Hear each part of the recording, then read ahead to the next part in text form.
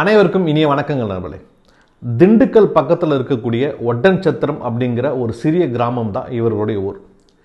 இவங்க சின்ன வயசுலேருந்தே ரொம்ப நல்லா படிக்கக்கூடிய ஒரு மாணவி தான். கிளாஸில் எப்போவுமே ஃபஸ்ட் எடுக்கக்கூடிய ஒரு மாணவி.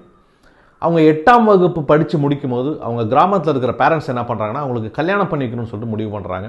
ஆனால் இவங்களுக்கு அதில் பெரிய விருப்பமெல்லாம் கிடையாது. நான் எப்படியாவது கண்டிப்பாக பெருசாக படிக்கணும், பெருசாக ஏதாவது சாதிக்கணும், என்னை படிக்க வைங்க அப்படின்னு சொல்லி கெஞ்சுறாங்க. ஆனால் கிராமத்தில் இருக்கிற பெற்றோர்களுக்கு தெரியும் இல்லையா, ஸோ எப்படியாவது கல்யாணம் பண்ணி வச்சா போதும், பொன் குழந்தையாக இருந்தால் அப்படின்னு தான் யோசிப்பாங்க. அதே போல் இந்த பெண் குழந்தைக்கும் திருமணம் பண்ணி வைக்கணும்னு சொல்லிட்டு முடிவு பண்ணுறாங்க. ஸோ 8ஆவது படித்து முடித்த உடனே கல்யாணம் பண்ணி வைக்கணும்னு சொல்லிட்டு முடிவு பண்ணுறாங்க.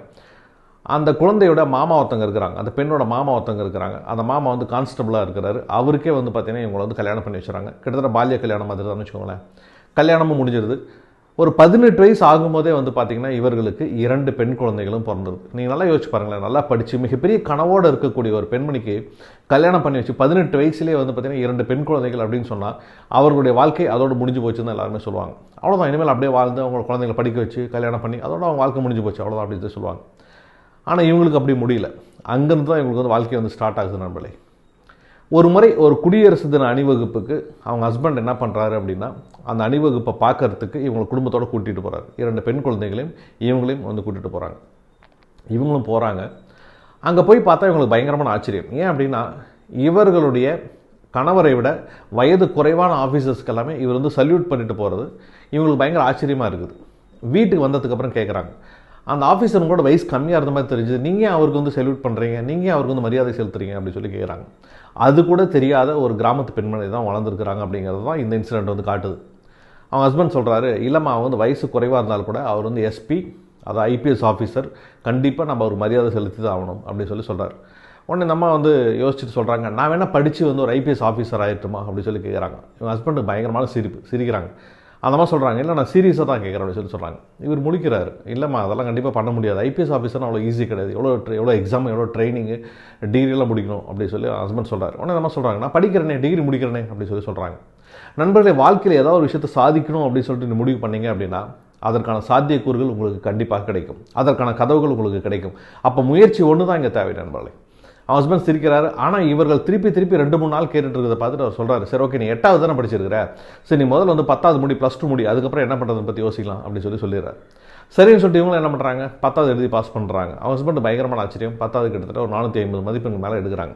சரின்னு சொல்லிட்டு +2 வந்து எழுதுறாங்க. +2லையும் கிட்டத்தட்ட ஒரு 1000 மதிப்பெண்கள் மேலே எடுத்தோடனே ஹஸ்பண்டுக்கு வந்து ஒரு வழியே இல்லை, சரி இவ்வளோ தூரம் படிக்கிறாங்களே அப்படின்னு சொல்லிட்டு, சரி ஓகே நீ முதல்ல டிகிரி முடிச்சுன்னா நம்ம ஏதாவது அதை பற்றி யோசிக்கலாம் அப்படின்னு சொல்கிறாங்க. சரி இவங்களும் வந்து பார்த்திங்கன்னா டிகிரி பண்ண ஆரம்பிக்கிறாங்க. இவங்க டிகிரி பண்ண ஆரம்பிக்கும் போது, டிகிரி ஃபைனல் இயர் பண்ணும்போது ஹஸ்பண்ட்ட கேட்குறாங்க, இந்த மாதிரி ஐபிஎஸ் ட்ரைனிங் எல்லாம் நான் வந்து எடுக்கணும் இல்லையா, அதனால் கண்டிப்பாக எனக்கு கூட சென்னையில் விட்டுருங்க, நான் அப்படியே டிகிரி முடிச்சோன்னா டக்கு நான் அப்படியே ஐபிஎஸ் ட்ரைனிங் எடுக்க ஆரம்பிச்சேன்னு சொல்கிறாங்க. இவன் ஹஸ்பண்டுக்கு ஒன்றும் புரிய மாட்டாங்க, என்னடா அது பாதியில் விட்டுருவான்னு பார்த்தா தொடர்ந்து இவ்வளோ முயற்சிகளோடு இருக்கிறாளே, கண்டிப்பாக அதை ஜெயிச்சிடும் அப்படிங்கிற மைண்ட் செட்டில் இருக்காளேன்னு சொல்லிட்டு அவரும் கொஞ்சம் கொஞ்சமாக வந்து ஊக்கம் கொடுக்க ஆரம்பிக்கிறார், சப்போர்ட் பண்ண ஆரம்பிக்கிறார். இந்த இடத்துல அவர் கண்டிப்பாக நம்ம மென்ஷன் பண்ணி ஆகணும். ஆனால் பிரச்சனை எங்கே வருது அப்படின்னு சொல்லி கேட்டிங்க அப்படின்னா, நீங்கள் கிராமத்துலலாம் யோசிச்சு பாருங்களேன், ஒரு பெண்மணி 2 குழந்தைகளை விட்டுட்டு கணவனை விட்டுட்டு நான் போய் படிக்க போகிறேன், ஐபிஎஸ் ஆஃபீஸராக ஆக போகிறேன் அப்படின்னு சொல்லும்போது அவர்களுடைய பேரண்ட்ஸ் என்ன சொல்லுவாங்க, இல்லை அந்த கணவனுடைய அக்கா தங்கைகள் அண்ணன் இவங்களாம் இருப்பாங்கல்ல, கண்டிப்பாக அது ஒத்துக்குவாங்களா, வேலையை பார்க்க சொல்கிறாங்க, நம்ம 2 பிள்ளைங்க இருக்குதுல்ல, 2 பொட்டை பிள்ளைங்க இருக்குது, அவங்கள படிக்க வைக்கிற வேலையை பார்க்க சொல்கிறேன், அதுக்கு இப்படி தானே சொல்லுவாங்க. ஸோ இந்த சவால்களை எல்லாம் தாண்டி அவங்க கணவர் வந்து ஒத்துக்கிறாரு. ஸோ இவங்க ஃபைனல் டிகிரி படிக்கும்போது சென்னைக்கு அனுப்பிச்சாரு. இவங்க சென்னையில் போய் தங்கி அந்த டிகிரி முடிச்சுட்டு ஐபிஎஸ் ட்ரைனிங் கொஞ்சமாக எடுக்க ஆரம்பிக்கிறாங்க. ஸோ முதல் முயற்சி தோல்வியில் முடியுது, 2வது முயற்சியும் தோல்வியில் முடியுது. அவங்க ஹஸ்பண்ட் என்ன சொல்கிறாங்க, நீ பேசாமல் வந்துடுறேன், இங்கேயே வந்துடுறேன், குழந்தைங்களாம் வேறு இருக்கிறாங்க, அதாவது டீச்சர் ட்ரைனிங் எது எழுதி நம்ம பாஸ் பண்ணிக்கலாம்ல, ஏற்கனவே 2 வருஷம் 3 வருஷம் ஆகப்போகுது, ஏற்கனவே 2 வருஷம் எழுதியாச்சு, என்ன பண்ண போகிறேன்னு சொல்லி கேட்குறாங்க. இல்லை நான் இன்னொரு தடவை முயற்சி பண்ணி பார்க்குறேன் அப்படி சொல்லிக்கிறாங்க. அவங்க சென்னையில் தங்கி மறுபடியும் வந்து பார்த்தீங்கன்னா 3வது முறை அந்த ஐபிஎஸ் எக்ஸாம் வந்து எழுதுகிறாங்க. ஆனால் 3வது முறையும் அவர்களுக்கு தோல்வி தான் கிட்டுது. இப்போ கணவர் வந்து தினமாக சொல்கிறாரு, இல்லை கண்டிப்பாக நீ ஊருக்கு வந்துறது தான் நல்லது, ஏற்கனவே 3-4 வருஷம் ஆகிடுச்சு, நீ சென்னையில் தனியாக இருக்கிற, எங்கள் குழந்தைங்களை நான் வச்சு கஷ்டப்பட்டுக்கிறேன், வீட்டில் என்னால் பேச முடியல, தயவு செஞ்சு நீ வந்துரு, திண்டுக்கலுக்கே வந்துரு, நம்ம ஏதாவது ஒரு டீச்சர் ட்ரைனிங் அதுன்னு சொல்லிட்டு எக்ஸாம் எழுதி அட்லீஸ்ட் ஒரு டீச்சர் போஸ்டிங் நான் வாங்கி கொடுத்துறேன், உனக்கு வேலைக்கு போகணும் அவ்வளோதானே அப்படின்னு சொல்கிறார். ஆனால் இவங்க சொல்கிறாங்க, இல்லை எனக்கு வேலைக்கு போகணுங்கிறது மட்டும் முக்கியம் இல்லைங்க, எனக்கு ஐபிஎஸ் ஆஃபீஸர் ஆகணுங்க, அதுதாங்க எனக்கு முக்கியம் அப்படின்னு சொல்கிறாங்க. அப்போ கொண்ட குறிக்கோளில் எவ்வளவு திடமாக இருக்கிறதுன்றது முக்கியம். நான் யோசிச்சு பாருங்களேன், ஏதோ ஒரு வேலை கிடைக்குது, ஏதோ ஒரு வேலைக்கு போயிடலாங்கிறது அவங்களுக்கு விஷயமே கிடையாது. அவர்களுக்கு ஐபிஎஸ் ஆஃபீஸர் ஆகணும் அப்படிங்கிறத குறிக்கோளாக இருந்திருக்கு மனசில். சரின்னு சொல்லிட்டு அவங்களோட ஹஸ்பண்ட் என்ன பண்ணாங்க, சரி ஓகே நீ ட்ரை பண்ணி, இந்த ஒரு தடவை எப்படியா ட்ரை பண்ணு, ஆனால் இந்த முறை நீ தோத்துட்டு அப்படின்னா கண்டிப்பாக நீ திண்டுக்கலுக்கு வந்துடணும் அப்படின்னு சொல்கிறார். இவர்களுக்கு இப்பொழுது இது அக்னி பரீட்சை. அதாவது இதில் இந்த முறை கண்டிப்பாக பாஸ் பண்ணியே ஆகணும். ஒருவேளை இந்த முறை அவங்களால பாஸ் பண்ண முடியாமல் போயிடுச்சு அப்படின்னா மீண்டும் பழைய இடத்துக்கு திரும்ப வேண்டியதாக போயிடும். ஆக கனவுகளை நிறைய சுமந்துக்கிட்டு இருக்கிறோம். அதற்கான உழைப்பை இன்னும் கொஞ்சம் கடின உழைப்பாக்க வேண்டியது அவசியம் அப்படிங்கிறது இந்த கட்டத்தில் புரிஞ்சுக்கிறாங்க நண்பர்களே. அப்போ என்ன பண்ணுறாங்க, இத்தனை தடவை போட்ட எஃபோர்ட்டை விட, இத்தனை தடவை செய்த முயற்சியை விட இந்த முறை மிக கடுமையான முயற்சியை செய்கிறாங்க. எப்படியா இந்த நான் பாஸ் பண்ணி ஆகணும். இந்த தடவை சப்போஸ் நான் பாஸ் பண்ண முடியாமல் போயிடுச்சு அப்படின்னா மீண்டும் நான் பழைய நிலைமைக்கு போயிடுவேன். அது இருக்கவே கூடாது. இந்த இலக்கில் நான் ஜெயிச்சே ஆகணும் அப்படின்னு சொல்லிட்டு ரொம்ப முடிவோடு அவங்க வேலை செய்கிறாங்க. அந்த வருடம் மிகவும் வெற்றிகரமாக ஐபிஎஸ் எக்ஸாம் வந்து பாஸ் பண்ணுறாங்க. யோசிச்சு பாருங்க நண்பர்களே, ஒரு கிராமத்தில் பிறந்து 8வது படித்த ஒரு பெண்மணி கொஞ்சம் கொஞ்சமாக முன்னேறி 2 குழந்தைகள் பிறந்ததுக்கு அப்புறமேலு ஐபிஎஸ் எக்ஸாம் எழுதுறதுன்றது எவ்வளோ கஷ்டம்னு நல்லாவே தெரியும். அது மட்டும் கிடையாது, 2 குழந்தைகள் பிறந்ததுக்கப்புறம் ஃபிசிக்கலாக ஒரு பெண்மணி எவ்வளோ வீக்காக இருப்பாங்கன்றது நமக்கு நல்லா தெரியும். அதையெல்லாம் தாண்டி எவ்வளவு மன உறுதியோடு அவங்க இருந்திருந்தாங்க அப்படின்னா இந்த ஐபிஎஸ் எக்ஸாமை பாஸ் பண்ணியிருக்க முடியும்னு சொல்லி யோசிச்சு பாருங்கள். ஸோ அவங்க ஊருக்கு வரும்போது ஊரே திருவிழா கோலமாக கொண்டாடுறாங்க. வாழ்க்கையில் எப்போவுமே இந்த உலகம் உங்களை கிரிட்டிசைஸ் பண்ணிகிட்டே இருக்கும் நண்பர்களே. ஆனால் நீங்கள் ஜெயிச்சதுக்கு அப்புறமேலு உங்களை கொண்டாடுறதுக்கு வந்து தயாராக இருப்பாங்க. அதுதான் இவங்களுக்கும் நடக்குது. ஸோ எல்லாருமே பயங்கரமாக கொண்டாடுறாங்க. அவர்களுடைய பெயர் அம்பிகா ஐபிஎஸ். ஸோ இன்றைக்கி வந்து பார்த்திங்கன்னா மும்பையில் மிகப்பெரிய ஆஃபீஸராக கிட்டத்தட்ட டிஜிபியாக இருக்கிறாங்கன்னு நினைக்கிறேன்.